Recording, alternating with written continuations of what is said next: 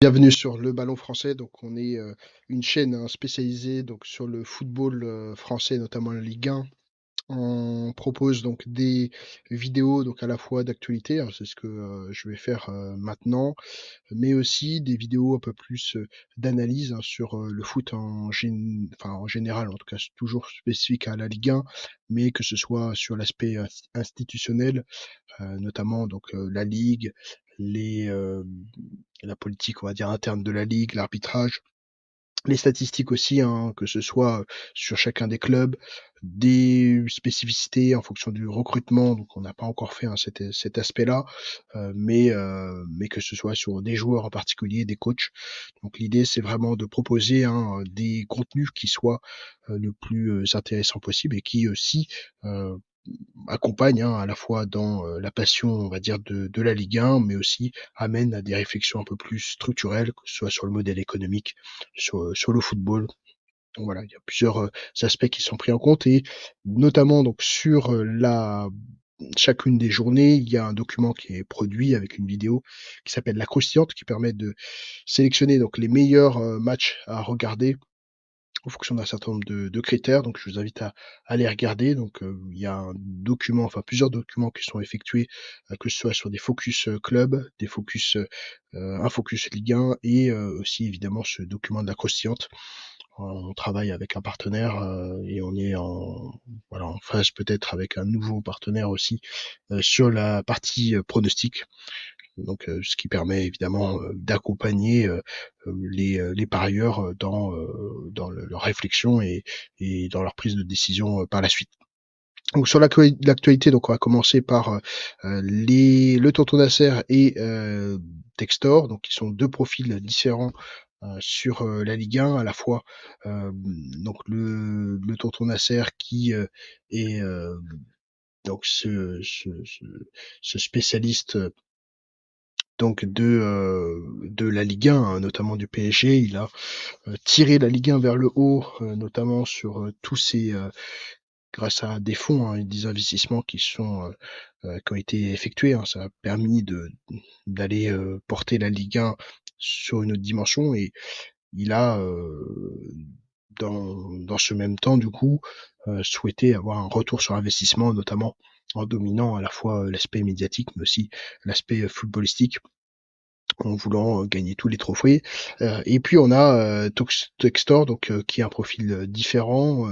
Bon, sont tous les deux évidemment fortunés, mais Textor, lui, est donc un personnage, hein, qui est voilà, qui a un groupe et puis enfin un groupe international avec un certain nombre de clubs à l'intérieur. Et puis il a aussi voilà, euh, une association, hein, une fondation importante. Et puis il travaille sur un certain nombre de sujets assez différents, même s'il reste spécialisé dans le sport. Et il y a une opposition, hein, qui est en train de se créer entre les deux, qui permet de générer peut-être une tension supplémentaire, notamment au travers des matchs. Mais c'est intéressant évidemment d'avoir ces deux hommes sur la Ligue 1. C'est évidemment assez intéressant pour la Ligue, hein, en général. Ensuite, donc, on a donc sur l'arbitrage, hein, il y a un certain nombre de sujets, hein, que ce soit là sur l'OM Lille, mais aussi avec le PSG où il y a eu une, des crampons, hein, qui ont été mis dans la tête d'un joueur, notamment de, de Donnarumma. L'arbitrage, hein, sur cette année ne remplit peut-être pas les objectifs, hein, qui ont été fixés, hein, par le directeur de l'arbitrage. On a ensuite Marquinhos, hein, donc le PSG souhaite trouver un autre Marquinhos, donc c'est évidemment ce que souhaitent donc tous les clubs, c'est d'avoir un joueur de ce calibre-là, de le faire monter et de le garder pendant des années, ce qui permet à la fois d'avoir une image de marque importante, d'avoir une solidité aussi, que ce soit dans la charnière défensive, dans le vestiaire, mais aussi dans le jeu, et puis d'avoir un actif solide qui est comptabilisé évidemment d'un point de vue du bilan. Donc le PSG réitère ce souhait-là de pouvoir retrouver un Marquinhos, hein, pour les prochaines années. Ensuite, donc Kolo Muani, donc il a été absent donc pour la réception donc de l'OL. L'AS Monaco donc a émis donc cette hypothèse de pouvoir prendre Kolo Muani, ce joueur évidemment important qui a marqué donc le football allemand, notamment à Francfort. Mais il semble que le PSG a toujours besoin de ce joueur, notamment quand les difficultés vont commencer à arriver sur la partie, donc sur le février donc 2025, où on va commencer à rentrer dans l'ensemble des compétitions, notamment pour le PSG. Ils vont avoir besoin de doublures importantes, surtout qu'il y a des retours de blessures, mais il peut y avoir aussi des rechutes. Donc toujours sur le thème Textor, donc il a chambré donc notamment Al-Khelaifi donc sur Twitter avec une capture d'écran donc des messages qu'a envoyé donc Textor, notamment sur le fait que le tonton ne connaissait pas le foot et que il ne pourrait faire comme lui, notamment avec Bonafogo au Brésil, de pouvoir gagner un championnat, hein, qui est extérieur évidemment à celui de la Ligue 1, puisqu'il n'en a pas, on va dire, les capacités, et c'est ce que essaye de démontrer Textor en le chambrant sur les réseaux sociaux. Donc ça participe évidemment toujours à cette tension qui va être mutuelle tout au long de la saison. Ensuite, donc, il y a des supporters donc, qui sont opposés donc, au Stade de France. Alors, à la fois, on peut. Voilà, il y a peut-être. Les Brest va peut-être héberger autre part qu'au Stade de France. Maintenant, voilà, il faut avoir conscience que le Stade de France permet d'accueillir beaucoup de monde et est accessible aussi par Paris. Maintenant, les supporters souhaitent évidemment peut-être accueillir à Brest, hein. Bon, je connais pas trop le dossier, mais en tout cas, c'est un petit peu dommage de perdre en capacité évidemment d'accueil. Pour le FC Nantes, donc ça rejoint donc la vidéo donc de du pronostic de fin de saison avec les calculs qui ont été faits sur le FC Nantes. Il y a sur un certain nombre d'aspects, euh, beaucoup de possibilités sur cette année, soit de stagner, soit d'augmenter donc sa position sur cette année. Il y a eu évidemment des complications, notamment avec le FC Nantes, qui, malgré les efforts, n'a pas obtenu donc les résultats qui ont été attendus.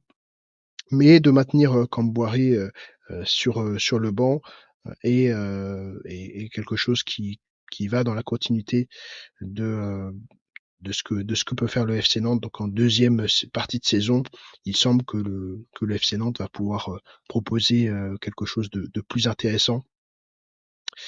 Sur Neymar, donc on a, voilà, il dit avoir eu de l'injustice. Alors il décrit son arrivée évidemment au PSG avec un an qui ont été évidemment formidables pour lui. Il a, bon, il dit qu'il a toujours donné le maximum pour le club malgré donc ses blessures et que d'ailleurs il n'a jamais été autant dans un club que celui donc du PSG pour probablement travailler, faire de tout ce qui est aussi prendre soin de son corps, aussi de sa blessure, mais il en veut pas au club en général, mais à certaines personnes évidemment du club. Mais ça a été vraiment ces années. Alors c'est assez intéressant à observer où il a produit donc le meilleur de son football. Donc évidemment, ça c'est intéressant quand on a par ricochet le fait que le Luis Enrique disent que c'est ses meilleures saisons aujourd'hui donc au PSG d'un point de vue footballistique et que Neymar dit ça aussi. Donc ça donne évidemment, en tout cas, voilà, ça met en avant évidemment la Ligue 1 et peut-être la difficulté hein, qui est inhérente à la Ligue 1 pour les grands joueurs comme Neymar et comme Messi.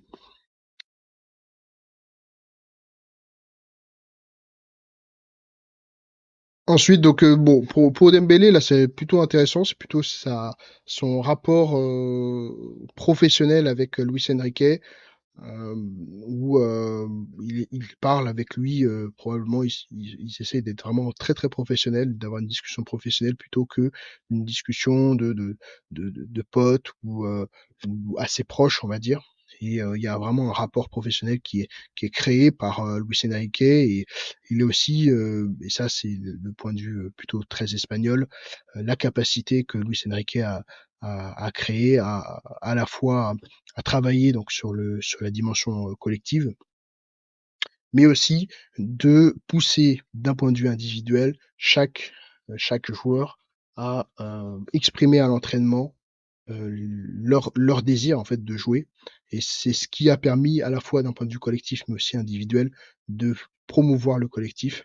Et ça c'est évidemment quelque chose d'intéressant et on voit aujourd'hui se construire le PSG par rapport à il y a quelques années avec notamment les Neymar, les Messi, un PSG où tout le monde fait les efforts et où le coach est bien est évidemment au-dessus des joueurs et le club au-dessus évidemment du coach. Donc il y a une hiérarchie qui a été créée au fur et à mesure du temps par le travail, hein, en tout cas une contribution de Luis Enrique dans ce travail-là du collectif. Donc évidemment, Luis Enrique aimerait qu'il y ait deux joueurs capables d'être titulaires. Ça, c'est évidemment important, notamment en février, ou lorsqu'en février, le PSG va être en plein dans les différentes compétitions, il va avoir besoin évidemment de soutien. L'étang, le président du LOSC dit qu'il n'y aura pas de départ en janvier, malgré peut-être les intérêts hein, de Jonathan David et puis d'un certain nombre d'autres joueurs. Il y a probablement un certain conservatisme hein, de la part de Lille et probablement même de la Ligue 1 en général. Et on l'a vu cette année, il y a eu une vidéo qui a été faite hein, sur le bilan du mercato donc estival. Il faut, il me semble en tout cas, garder les mêmes recettes, probablement peut-être se renforcer, mais à la marge, donc au mercato hivernal, pour pouvoir garder à la fois l'aspect donc financier, mais aussi les objectifs sportifs. Longoria, donc il y a une vraie opportunité peut-être avec Paul Pogba, notamment donc à l'OM. Donc c'est quelque chose qui revient de plus en plus. Donc évidemment, on attend cette possibilité-là. On a Tolisso et Ndombele qui ont fait un bon retour en Ligue 1 et au haut niveau. On espère évidemment que Paul Pogba va pouvoir bénéficier de cette trajectoire aussi en Ligue 1 et peut-être même à l'OM. Ça pourrait être évidemment assez intéressant. Ensuite, donc on a la Ligue 1 donc, qui reste encore très ouverte. Alors, notamment Luis Enrique qui a obtenu des meilleurs résultats que l'année dernière d'un point de vue comptable. Et qu'il dit tout de même que il était à 5 points d'avance hein, sur la Ligue 1, mais voilà, il me semble en tout cas, hein, bon, je reste sur cette position que le PSG doit garder une petite avance pour février-mars, où là ça va être évidemment beaucoup plus compliqué. Il y a beaucoup plus de clubs hein, qui sont capables de prétendre au top 5 en tout cas, au top 5 hein, tout simplement de la Ligue 1.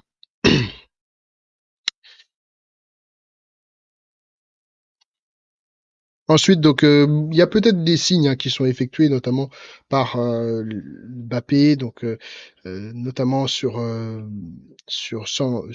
cite, un sans le Real, je serais resté au PSG toute ma vie.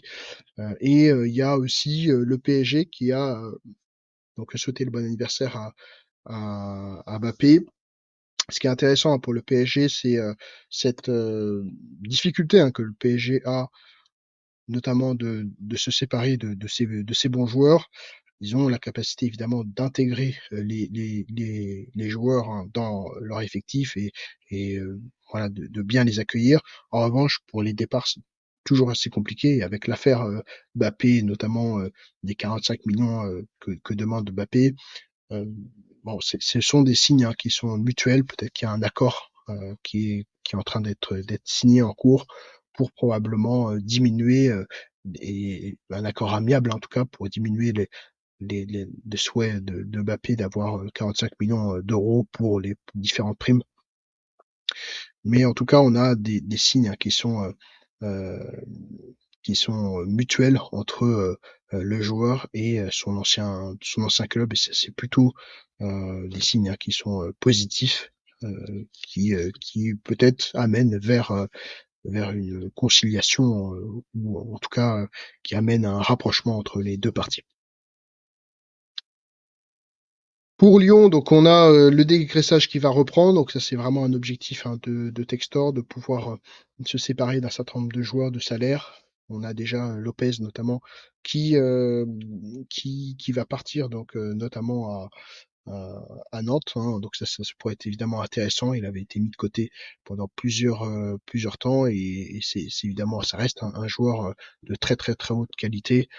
On connaît évidemment des Mandanda et d'autres comme Buffon qui jusqu'à 40 ans ont pu être un très très haut niveau. Donc ça pourrait être renforcé évidemment la capacité défensive et collective de notamment de Nantes.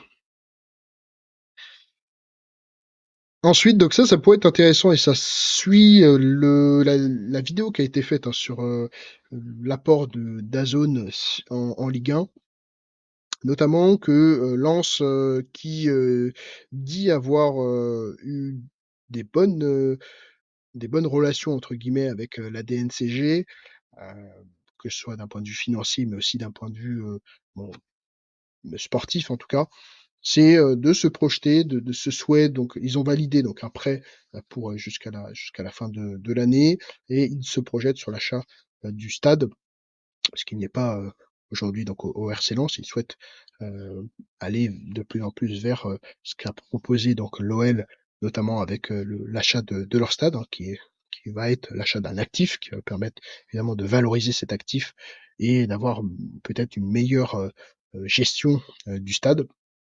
Et c'est plutôt un projet qui est intéressant et qui s'inscrit s'inscrit dans la continuité peut-être du modèle économique qui est un petit peu peut-être nouveau en Ligue 1, avec des clubs qui vont avoir peut-être plus la mainmise sur leurs actifs, sur leurs possibilités, et probablement peut-être se voir moins parqués, enfin voilà, avoir un certain nombre de parquages pour différentes raisons, peut-être d'investir aussi dans leur sécurité, et puis d'avoir des actifs tout simplement qui soient à eux, et ça peut être évidemment intéressant d'avoir de plus en plus de clubs qui est leur stade, et ça s'inscrit vraiment dans ce modèle économique où on va passer peut-être de d'un modèle droit TV à un modèle un peu plus avec des déplacements de supporters.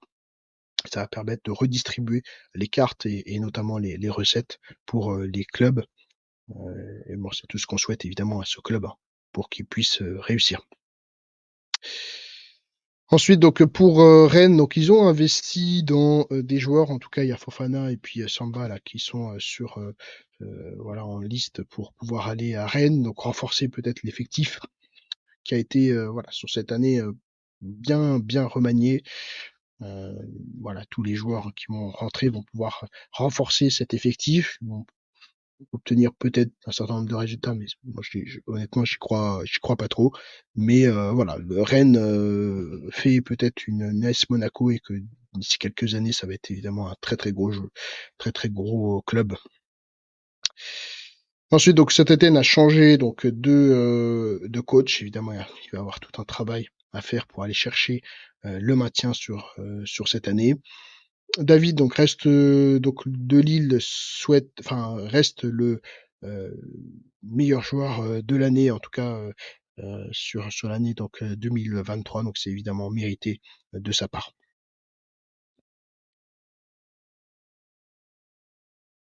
Voilà. Ensuite, on a un aspect peut-être qui est intéressant et peut-être qu'on finira là-dessus, c'est notamment le fait que Brice Samba dise qu'ils ne sont pas donc des machines, que les joueurs ne sont pas des machines. Donc ça, c'est plutôt un message qui est intéressant, qui permet de